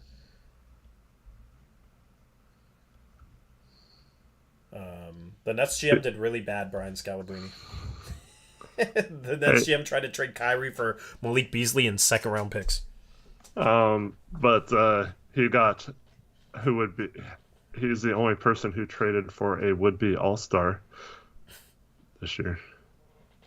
Wouldn't have been an all-star playing for Brooklyn, I know that. Only was an all-star playing for Golden State. Well, you guys can actually see like the trades and stuff from last year. If you go to our Discord, there is a link in the description. If you go to our Discord and you look on the left, there's mock off-season threads. I need to rename it 2021. Yeah, I'll rename it 2021 mock off-season threads. You can see trades and stuff from our 2020 mock off season and our 2021 mock off season. If you go to our Discord, you can look through signings, you can look through draft picks. I left them in there on purpose. So definitely, if you're curious about how anything's gone down in the past, definitely go and check it out. That's true, Trevin. I will give you credit for that. What are you giving him credit for? Doing better than in real life. That's because you ripped Alvey off in a trade. Yeah, poor Alvey. Anyway, anything else for this stream? P-Town Made asked if I collect NBA cards. So I used to be really into it back in the 80s, 90s. Actually have the complete set of the 86 Fleer NBA set, which is like the OG basketball card set. But I don't like, I've wanted to get back into it a little bit, but I have no idea like what to buy or what's worth. Like every once in a while I'll see stuff at the store and I have no idea what is just confusing, and you're just chasing certain cards and stuff, and it's kind of frustrating, but yeah. Yep. Anyway, I'm gonna unblock Dro now. Okay. Okay. What's Dro's Twitter handle? It's at Dro is awesome. Oh, I don't want to type self-glossed. Of course, it's. I'm just kidding. It's It's Oh, Marco with a K, Dro, all one word. see, I believe the first one. That would be his Twitter handle. No, didn't find him. He's not getting unblocked. Oh, wait, no. I have to go to, like, where I'm... Okay, there you go. I'm expecting an apology in the mail in the next week, Dro. Anyway. Thank you, everyone, for tuning in and making us a part of your... Dude, I don't even remember what it is. Friday night. Good to have Eric back. Good to almost be done with the season, man. We're just kind of plugging away, you know, treading water here. Hopefully, if we lose the rest of our games, we'll see. It was a successful tank night tonight. We'll see if we can repeat it tomorrow. It's going to be tough, too. But hopefully, we're able to. What are you laughing at? You know how you have your tanking sayings? Mm-hmm. Zach's coming up with anti-Chet sayings. Zach's going to get a 5-minute ban. Don't bet on Chet. Reset for anyone but Chet. Terrible. Honestly, like, if you're going to troll, come up with better material, Zach. I'm disappointed. 5-minute ban. We're going to end the stream before them. So bye for the night. Shout out Kyle Wilson for the dono. Appreciate that. What were you going to say? Oh, I don't know if any of you are reading my draft prospect notes articles from each round of the NCAA tournament, but since the Sweet 16 round ended tonight, I'll have another one either later tonight or tomorrow morning. Yep. And after the lottery, like, plan on posting big board articles, like me and Eric's big boards side by side as articles as well. Mock drafts will be on the main channel. I will come up with like graphics, you know, unique graphics for mock drafts on the main channel. I plan on dropping one every other week or so and alternating if they have trades or no trades. So in the offseason, the plan is to have more content than I've done before. I just need to... I mean, I've already started the process. I'm just trying to get videos ready early so I can schedule videos like way in advance in the off season. So part of that is stream highlights that I've been going through. I want to drop those like once a week, you know, just filler content to fill in the gaps in the off season. So I'm working on trying to get like 3 or 4 of those just done before the season even ends. So definitely, you know, should try and get something consistent in the off season just to keep you guys engaged and entertained. And the website is blazersupprise.com. But anytime we put an article, we tweet it on the Blazers Uprise YT Twitter page and also put it on our Discord as well. So if you don't have Twitter, join the Discord, or if you have Twitter and aren't following along, you can always follow that and find the links there. Yep. Anyway, it's been a good stream. Good to talk with you guys as always. We'll do it again tomorrow night. We don't have 2 days without a stream for the rest of the season. The Blazers don't have 2 days off for the rest of the season, so we'll have a lot of streams in the next couple of weeks, and then we'll head into the off season. And yeah, I appreciate everybody for showing your support as always. We will catch you in tomorrow night's stream or, you know, some other time. Hope life is good. Hope you guys enjoy the rest of your Friday night. Until next time, as always, peace out. Go Blazers.